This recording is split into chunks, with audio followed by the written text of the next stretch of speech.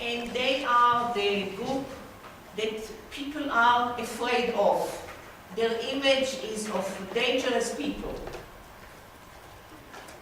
So they quite often feel that they are demonized, but also when they are in a hospital, people don't know what to do with them because they are not responding to treatment. When you give them medication, it doesn't do much. So what you see here is an attempt to create what we call a resource center. This has happened at the request of the service users in a city called Colchester, which is in east of England. What the center has, it has a unit. It's a beautiful building. You can see the building here at the photo, in a very middle-class area. And the unit has at the top a small unit of 4 beds. People who have a crisis, who normally would go to hospital, can be there up to 3 weeks. Remember, this is a population of people who are very likely to harm themselves. Sometimes they may be aggressive to other people as well, but usually to themselves. So they can be in that unit. There are nurses around them, but during the day, there are a lot of other activities in that place. And they participate in the activities with other people with personality disorder. So we will see now what happens in that place. It's unusual because it has the bed as well as day activities. Okay? And you will see what happened.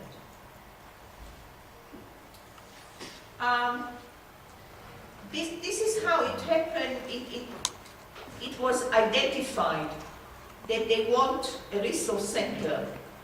A doctor, a public health doctor, Dr. Oy, has written an article in a well-known newspaper saying that these people are callous, they are bad people, they do not deserve any public money. The people with personality disorder. And Leslie Allen, who has personality disorder, wrote back to say, I am a victim of child sexual abuse and I have personality disorder. I deserve that society will try and help me. And from then on, they started to think, how can we find out what people with personality disorder know about themselves, about their problems, and what they want as good interventions.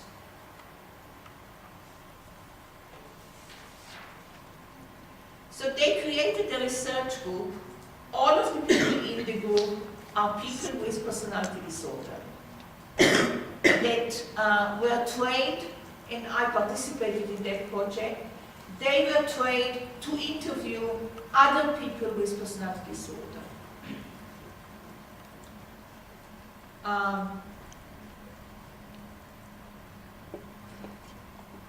They interviewed 50 people in the area,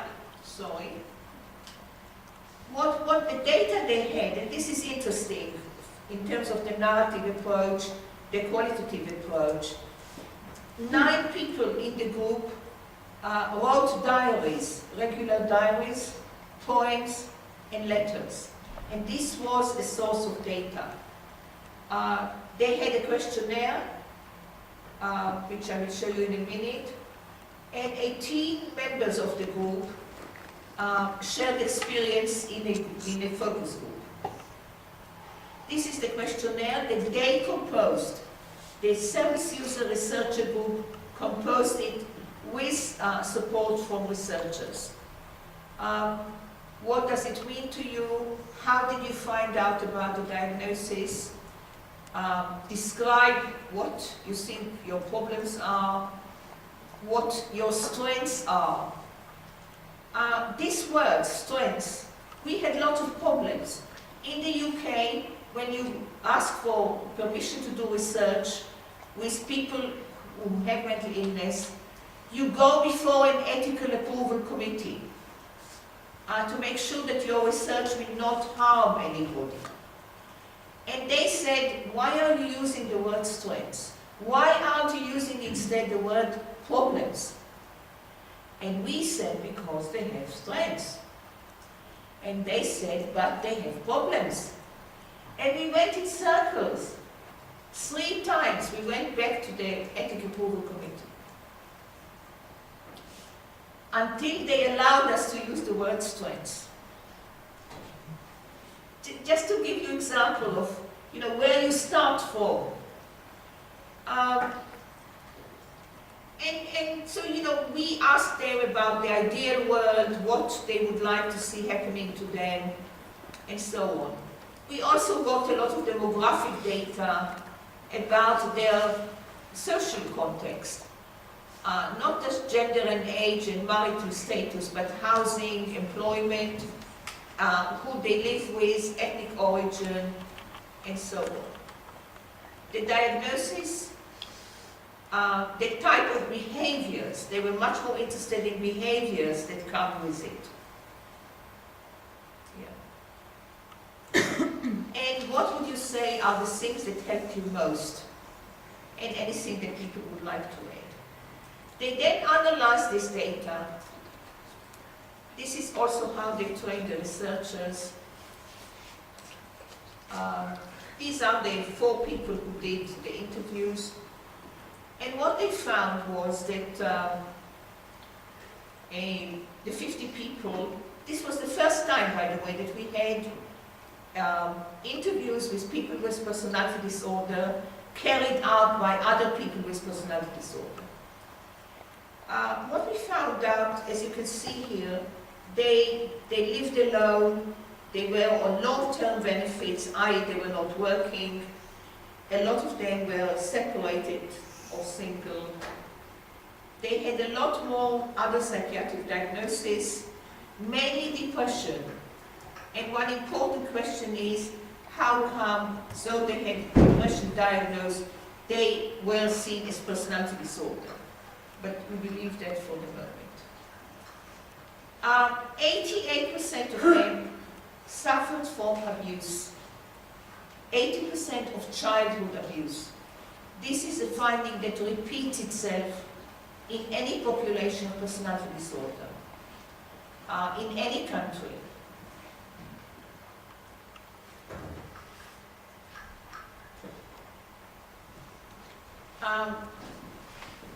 I'm not interested in so much in the themes, but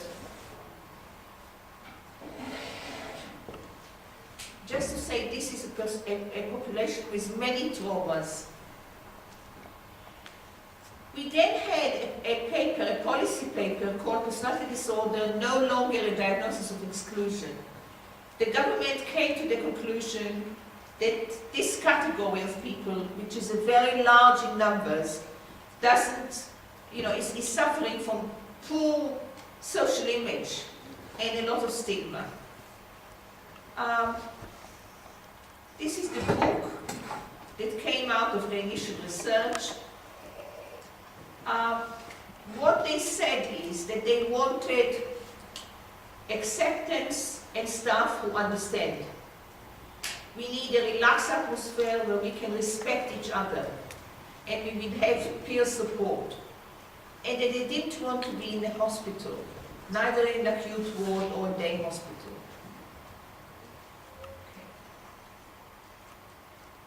They wanted a crisis house. They wanted groups where they could talk, write, craft, and service user-led groups. Education, practical help, alternative therapies, massage, acupuncture, reflexology.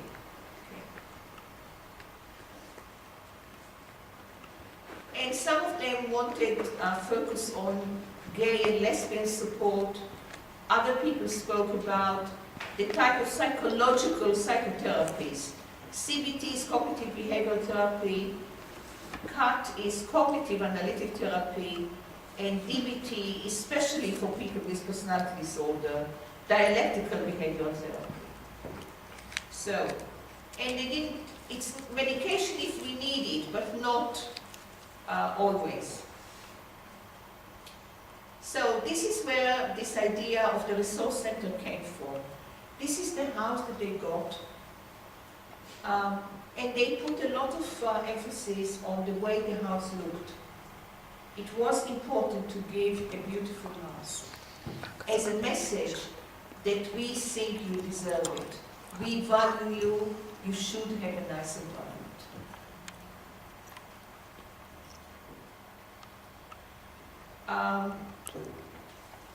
This is something about Colchester. And what they were trying to do is to give support, companionship, pampering sessions. People did get massage, do get massage there, activity groups in a non-judgmental but safe environment. This is what everyone who comes can get. There is another level, another tier of trying to provide life skill training, focusing on creative living, on daily living. A lot of those people didn't lead a normal life in the sense of they didn't have a flat. They lived, with other people just on the sofa. They didn't know how to prepare a meal. A lot of those issues. So here is life skills, creative writing, support group, chaplaincy, which is about religion, formal counseling, study and work support. And they had a 24-hour crisis phone number and a mobile where they could text if they had a crisis. And somebody would respond within the hour. This was the commitment. So, and they had this place for up to 6 people for a night crisis. These are the beds.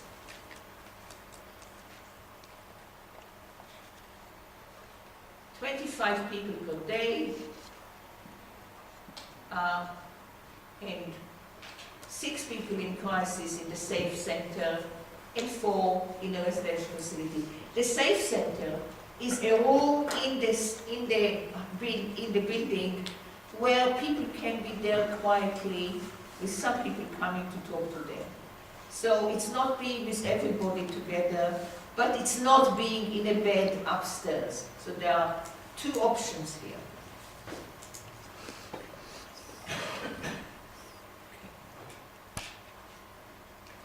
Here are some of the results of the first 50 people after a year. And what you can see from there, the sections are the coercion, when you take people under the law against their will to a hospital. Certain 136 is when the police comes. And you can see that in year 1, when they start, 42% of the people in the haven get this type of treatment, but only 18 in the second year, after the end of the first year. So a phenomenal reduction of 2/3 in 1 year. Admissions, 55% would, before the haven started to operate, of this group went to hospital. And this was reduced to 8. So this is a reduction of 85%. They didn't need to go to hospital with that facility. And, and so it goes.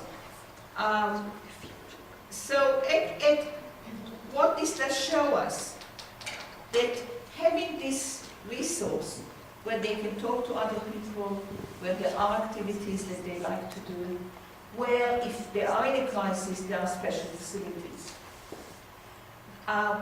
makes the need for an institution unviable. That you do not need an institution.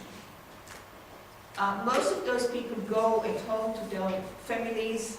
They do run now family groups as well, because their family members ask for that. So there's no need to live in the institution with this service. There's a lot of data here that we could go and look at. So, what is unique to this service? It's a 24-hour service.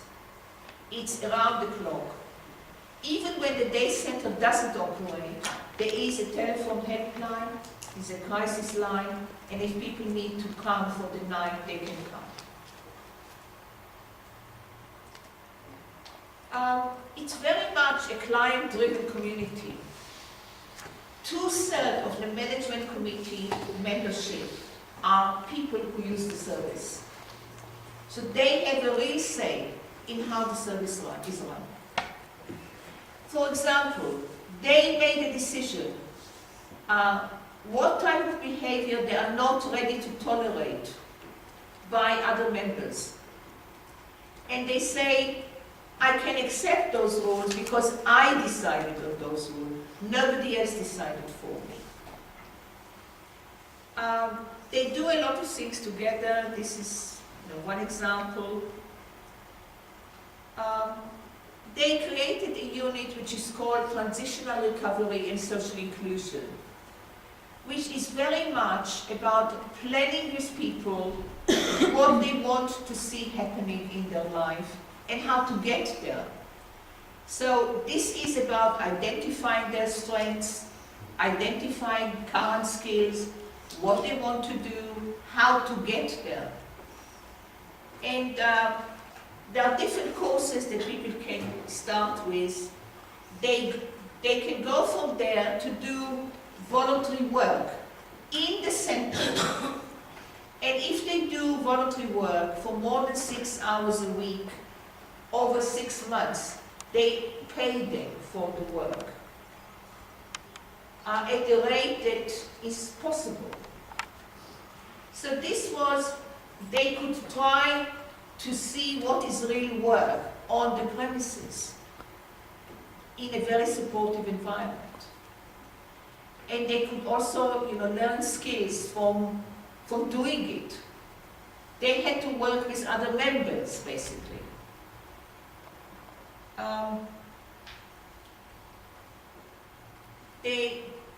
They were looking at, together with them, how to find work, how to support them when they go to work, how to improve their housing, their financial support, their leisure activities, how to tackle stigma, how to learn to read and write. A lot of them do not know how to read and write. They were in school and they didn't learn it in school, or they were expelled from school. Now, this is something usually people don't talk about, but it's a huge barrier if you want to do anything in life. You can't communicate. You can't, you can't access information if you can't read. So here, this was something available. Anyone could have used it from the membership. So it didn't carry the same stigma as it usually does.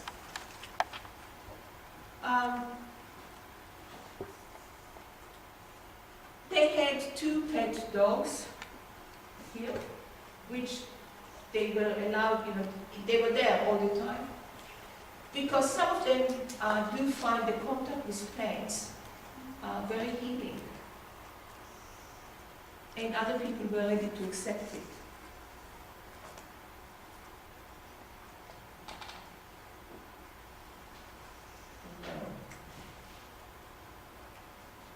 There is another part to it.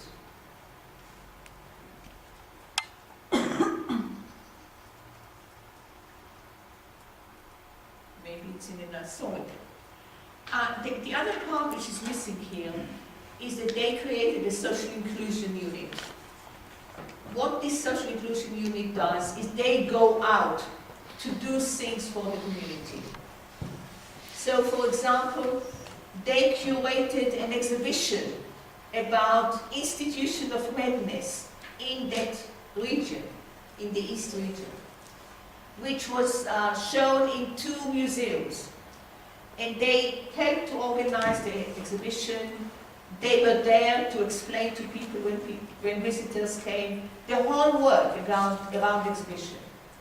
Now, an exhibition is creating an exhibition is a good place because it's seen as socially highly valued.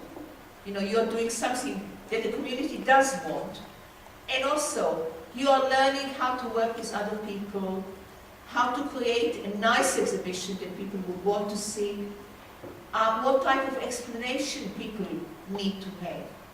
You have contact with the public as someone who gives a service to the public. It's a completely different relationship when you do this type of things. And from there, some people, quite a number of people, actually went for further training. They then, there was a contract, a bid. The government asked for people who want to give training on stigma against personality disorder.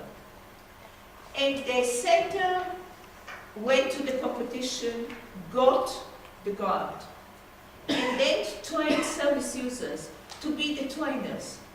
So they would go and talk to school children, to professionals in mental health, to family members, the whole lot, about, you know, what is the stigma about, why is it there, what can we do about it.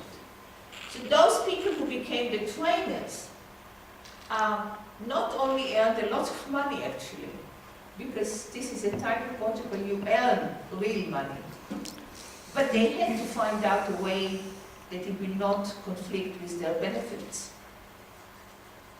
But they learned a lot of skills of how do you train well people. So this is in a sense the journey that those people have made. I've been there more than once. I think I was with you once, yeah. With you and Emma. Yeah. But this was on a special occasion. It was their annual meeting. When you go on an ordinary day, you go to their center, but also you can see the relationship that people have with each other. For example, when you enter, there is a wall, and you can put stick notes on it that look like doves, with your wishes, what you want that this place will give you. And you then are invited to the kitchen to have tea. And they show you how you can make tea next time. And only then they take you to another room to talk to you more personally, etc. So they continue at those different levels. Most people continue to be in one of the therapies for a long time. They are usually group therapies, they are not individual therapies. 10 people were in the research group for a very long time. They have a gardening group, they have the yoga group, you know, all sorts of things like that. And also at the same time, they continue the contact with the people who are at the top, who are in a crisis, who would be in hospital if the unit wouldn't be there. And through that, they also learn how to cope with the crisis, but they also learn how to respect each other. So this is, I think, for me, it's an interesting example of how to create a new setting, which is not an institution, but a new setting that values the services, that gives them a major role in how this service is being run. And this is with a group of people that most of the professionals have failed to make any difference to you. Question, comments?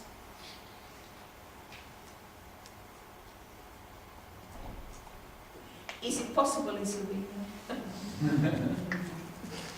I'm sure this is what you are asking yourself.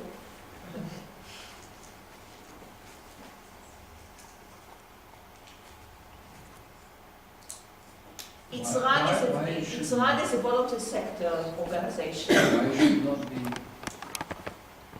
possible in Sweden? Because we learn just to listen. No. You trying to understand why isn't it possible to have questions in Slovenia? I'm sure, for example, some people would say the people in the middle class area would not want a group like that there.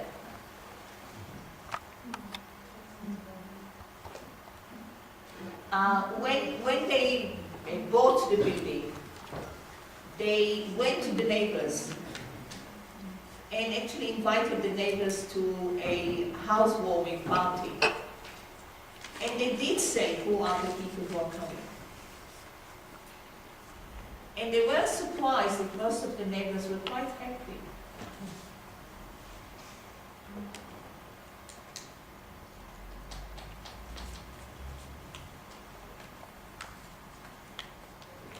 They have a lot of people who cut themselves.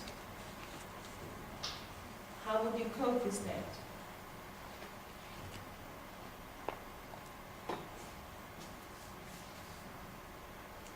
Do you run away when you see blood? It is actually threatening to the person who observes, who is there. Or if you are someone working with them, you don't know what will happen next. You don't know how serious it is. And even if you are experienced and you know that this is usually very superficial, you know that this is a sign of a crisis. And you don't have doctors near you to give medication or anything. So how do they deal with that? They have nurses, they don't have doctors. No, with the cutting, they usually have explicit agreements. People can cut, but they need to do it in specific places, which is an interesting idea. You mean a specific part of the body? No, not the body, in part of the building. It's an interesting idea because it also says at the same time you have control. You know, you're not out of control. And you can cut, but you need to think about other people as well. But they also would work with those people individually. They would stay with them if need be, not the whole night. A lot of the special treatment, massage and all of that, happen in that unit. As a way of, I think, partly relaxing people, but also telling people, we think you deserve to be treated well. So the message throughout is, you know, we are doing all of what we can together, also with other service users, to make your life better. And we are letting you to have quite a major say in what we are, in what's happening. To have 2/3 of the management committee service users is quite a revolution. Yeah.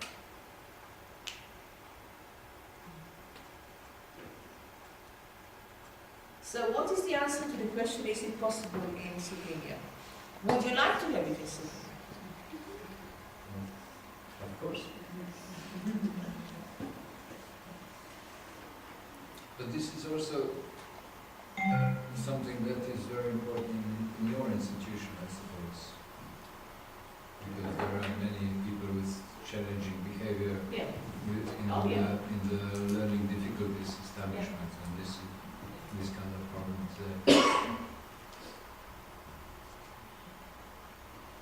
also the idea that they have got something to give to the community.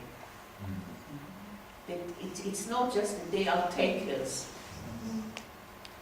I think it's very, very important to change their own self-image and their image in the society. This is very good. Also, not long ago in Sejana there was 10th anniversary of the group homes from the institution in Ljubljani, and they made a fundraising action, but not for them, but for the poor children in the school. Very nice. Yeah. That was we collected something like 700 euros, which was not a lot with the selling toys and games and so on, and they did an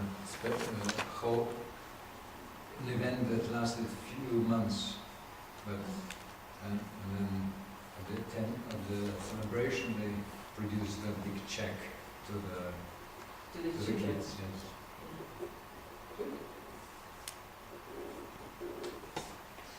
Okay. Can I invite Michelle now?